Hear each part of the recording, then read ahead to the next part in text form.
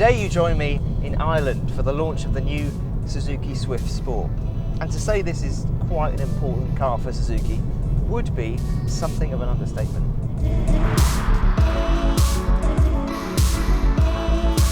Now before I go any further, make sure you like this video, make sure you comment, and make sure you subscribe. Make sure you visit newmotoring.com. Now the old Swift Sport was never really a proper hot hatch in terms of performance.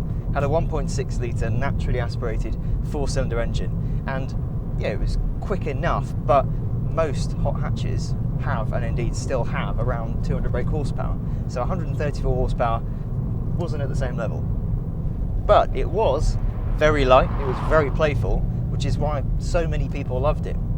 So this new Swift Sport has some very big boots to fill. So, the basics.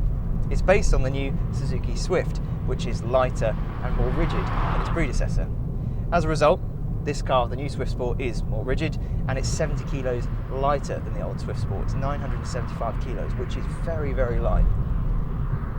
The biggest difference between this, the new Swift Sport, and the old Swift Sport is the engine. The old car had a naturally aspirated 1.6 litre 4-cylinder petrol. This has a 1.4 litre turbocharged 4-cylinder petrol engine. So it has 140 brake horsepower and 170 pounds-feet of torque, whereas the old car had 134 brake horsepower and 118 pounds-feet of torque. So it's the torque that's the real improvement. 0 to 62 miles an hour takes 8.1 seconds, and the top speed is 130 miles an hour. By comparison, the old Swift Sport, that would do 0 to 62 miles an hour in 8.7 seconds, and that would only manage 121 miles an hour. So the power, the torque, the performance, it's all still very modest. And if I'm honest, I was a little bit disappointed at first, the fact that, well, it's a 1.4 litre turbo and it's got 140 brake horsepower, and you can get 140 brake horsepower from a 1 litre 3-cylinder. However, it fits with the idea that this car is about the overall driving experience. It's not just about outright pace and performance. What makes a difference is the torque, because you've got that surge, you've got that push much lower in the rev range. You get power about 2,500 RPM is when it starts to wake up.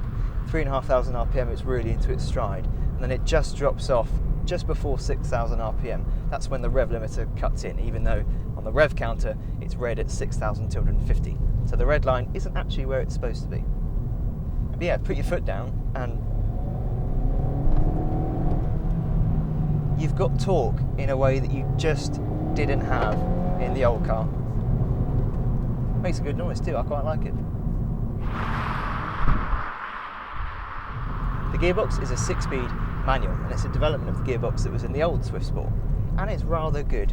It's light, it's quick, it's got a nice short throw to it. It's just nice to use. The gear ratios aren't quite as long as I was expecting either. I thought top of second gear would be 62 miles an hour to get that 0 to 62 mile an hour time of 8.1 seconds. But it isn't. Actually, you've got to change into third at about 55 miles an hour.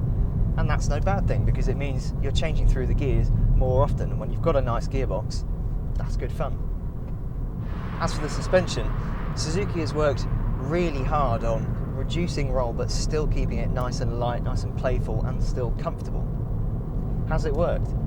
Yes, I think it has. It still feels very light on its toes. It still feels very, very comfortable. In fact, the comfort thing is probably what surprises me most, because we've been on some really poor quality of roads here in Ireland. Don't get me wrong, the scenery is beautiful, the roads are incredible, but some of the roads have been very pitted. They've got plenty of potholes, and it soaks the bumps up in a way that I just wouldn't have expected it to.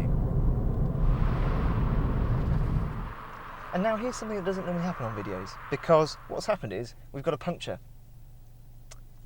Bear with. Well, I didn't expect for that to happen today.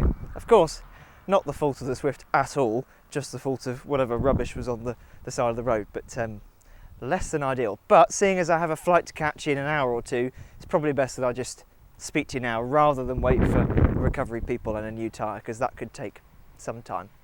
The braking system is based on that of the normal Swift, so you've got 285mm ventilated discs up front and solid discs at the back, but the discs at the front, they're thicker and supposed to be more resistant to heat than the standard discs, and all in all they're supposed to stop you better than the brakes on the old Swift Sport. And I am supposed to be driving on a track at some point today. Whether or not that's still going to happen I don't know, but I will be able to get a better feel for the brakes there. So when I next drive the car in the UK, when I've got it for a week, I'll let you know what they're like.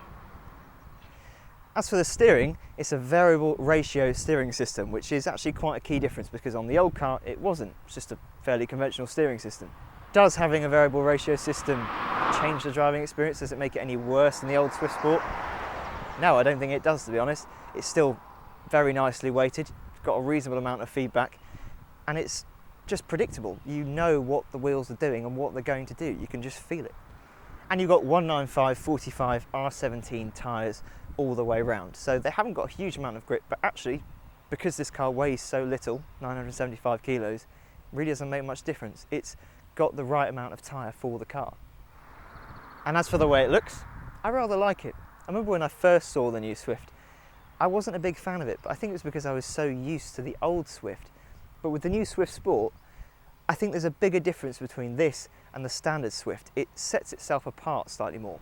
And on the inside, well, the seats are very nice. You get some nice bucket seats. The driving position is very good, but it's very normal Swift everywhere else. Yes, you get red stitching and you get some red plastic going across the centre of the dashboard, but some of the plastics aren't the best quality.